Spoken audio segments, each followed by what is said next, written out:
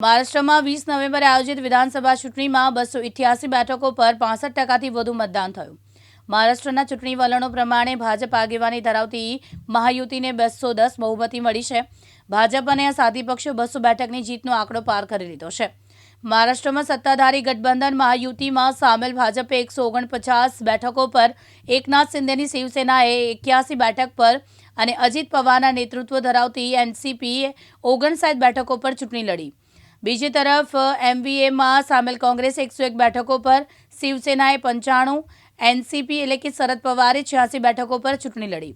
ત્યારે મહારાષ્ટ્રમાં મહાયુતિ ગઠબંધનની જીત થતાં સુરતના મજૂરોના ભારતીય જનતા પાર્ટીના મહામંત્રી રાહુલ અગ્રવાલ મહારાષ્ટ્રની જીતને લઈ ખુશી વ્યક્ત કરી હતી. મારું નામ રાહુલ અગ્રવાલ છે અને હું વોર્ડ 22માં અત્યારે મહામંત્રીની પદ પર છું.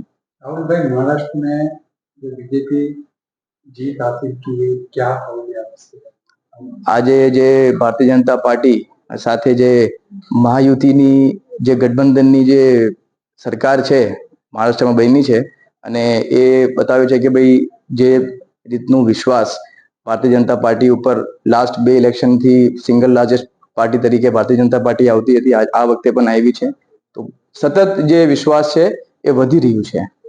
શું લાગે છે પહેલી વખત જે બીજેપીની 100 કેટલી સીટો આવી છે અને બહુમતી આવી છે, તો શું તમે કઈ રીતે વિચારી આ તો એક બીજેપી માનનીય પ્રધાનમંત્રી નરેન્દ્ર મોદીજીના નેતૃત્વમાં જે રીતનું વિકાસ થઈ રહ્યું છે અને જે રીતનું વિકાસ સેન્ટરથી લઈને સ્ટેટના નીચે ખૂણે ખૂણે સુધી પહોંચી રહ્યું છે, એ વિશ્વાસ ઉપર આખું આ ઇલેક્શન લડાયું હતું. અને બીજા જે રાજ્યોમાં કોંગ્રેસની સરકારો છે જે રીતે બેન્કરપ્સી ફાઇલ કરવાની તૈયારી થઈ ગઈ છે, સરકારમાં પૈસા નથી, કઈ જાતના આપણે ન્યૂઝ સાંભળતા હોઈએ છે. તો આ એક ઇલેક્શન મેનેજમેન્ટની સાથે સાથે એક સ્ટેટ મેનેજમેન્ટનું પણ એક બહુ મોટો વિષય છે. અને આ મહારાષ્ટ્રની જનતા જે છે ખૂબ જ હું કહી શકું છું કે ખૂબ જ સમજદારીપૂર્વક એમને આ વખતે વોટ આપ્યું છે. હિન્દુત્વના જે મુદ્દા ઉપર જે વાતો થઈ એના ઉપર પણ વોટ આપ્યો છે અને સાથે સાથે ડેવલપમેન્ટ ઉપર પણ ખાસ કરીને વોટ આપ્યું છે. યુપીના મુખ્યમંત્રી ત્યાં પહોંચ્યા હતા, આપણે હર્ષભાઈ સુરતથી પહોંચ્યા હતા, શું કહેશું?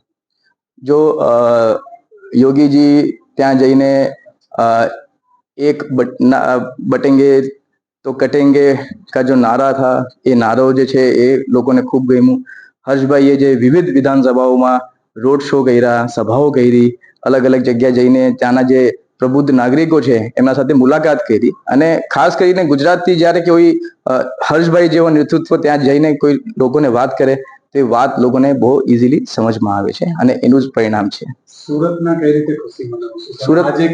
સુરત તો આજે તો ખુશીનો દિવસ છે જ છે. લોકસભા ઇલેક્શન પછી આપણે હરિયાણામાં આપણે વિજય બનાવી. આજે મહારાષ્ટ્ર 288 વિધાનસભા સીટો છે, ત્યાં બહુ મોટું રાજ્ય છે, ત્યાં એક તરફું 2/3 મેજોરિટી સાથે આવવાનું એ બહુ મોટી વાત છે. ખુશીનો માહોલ છે. આજે સ્નેહ મિલન પણ છે, આજે ખુશી મનાવશું.